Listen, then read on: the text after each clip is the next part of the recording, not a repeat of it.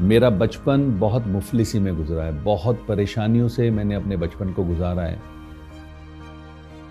जब भी मैं इन तंग गलियों में से गुजरता हूँ तो मुझे हमेशा वो बचपन याद आता है। मुझे वो अपने जीवन के पल याद आते हैं कि कैसे मैं इन तंग गलियों में से गुजरा। लेकिन मुझे एक बात और एहसास होती है कि अगर ये तंग गलियां ना होती तो शायद जो मैं आज हूँ वो हो नहीं पाता। पापा एक छोटा सा जॉब करते थे, बहुत कम उनकी सैलरीज थी। उसका परिणाम ये था कि घर में इनकम्स बहुत कम आती थी। तो बड़ी मुश्किल से मेरा ग्रेजुएशन हुआ। पढ़ाई के साथ साथ जब मैंने कंपटीशन की तैयारी की तो अचानक से मुझे जॉब्स मिलने शुरू हुए। मेरा पहला जॉब लगा सीआरपीएफ में सब इंस्पेक्टर के पोस्ट पर। ये बातें हैं वर्ष 1988 की। वहाँ मैंने जॉब किया करीब 2 साल 8-9 महीने के बीच में, और उसके बाद मैं आ गया घर वापस। मैंने पढ़ाई की और मेरा दिल्ली पुलिस में सिलेक्शन हो गया। मैं कभी कभी सोचता हूँ कि क्या वाकई मैंने इतनी पढ़ाई कर ली थी जो मुझे इतने अच्छे जॉब्स मिले।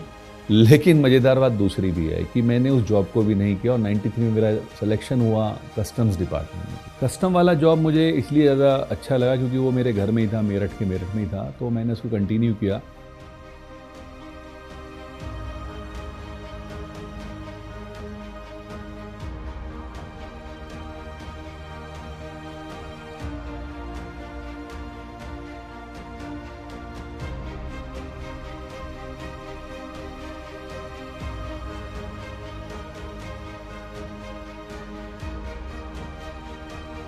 लेकिन इसी बीच में फिर मेरी शादी हो गई।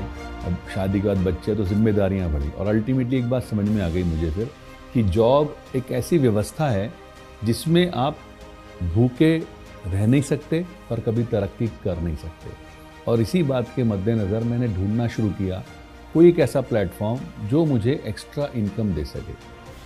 And I am thankful to the person mister JK Gupta. Unfortunately आज वो हमारे साथ नहीं है, बट यस, वर्ष 2004 में वो मेरे लिए एक देवता के रूप में सामने आए।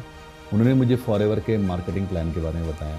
तो देखा, मुझे समझ में आ गया कि ये वो प्लेटफॉर्म है जिसकी मुझे तलाश थी।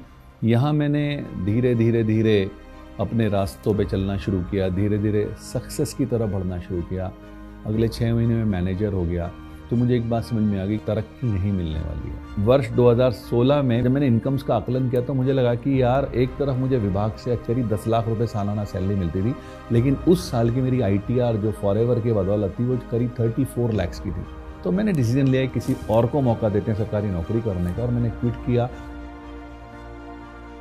और मैं वर्ष 2017 जनवरी से फुल टाइम आज इस बिजनेस को बिल्ड कर रहा हूँ। इस व्यापार में मुझे वो सब चीज़ें मिली, चाहे मैं इंटरनेशनल ट्रेवल की बात करूँ, चाहे मैं एक अच्छी हेल्थ की बात करूँ, चाहे मैं एक अच्छी फैमिली लाइफ की बात करूँ, चाहे अच्छे मकान की बात करूँ। मैंने एक हर वो चीज़ जो मनुष्य, एक आम आदमी अपने जीवन में कल्पना कर सकता है, वो इस प्लेटफॉर्म से मुझे मिली है। अभी हाल ही में ऐसी बीमारी ने दस्तक दी जिसने पूरी दुनिया को रोक दिया। हम लोग भी बड़ा सोच रहे थे कि कैसे होगा।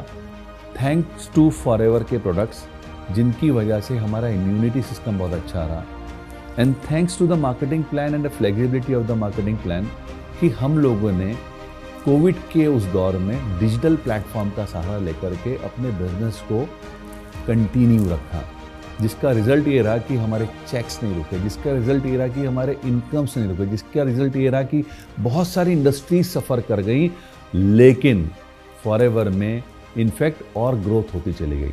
क्यों? क्योंकि हर किसी व्यक्ति को 2 तरह की चीज़ें ऐसे दौर में चाहिए थी, एक अच्छा स्वास्थ्य और एक अच्छा साधन।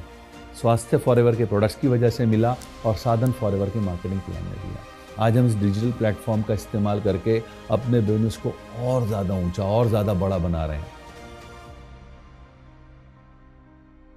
मुझे सपने देखना अच्छा लगता है, मुझे लोगों को सपने दिखाना अच्छा लगता है और उन्हें पूरा करने में उनकी हेल्प करना अच्छा लगता है। मैं हूं सपनों का सौदागर, मैं हूं फॉरएवर।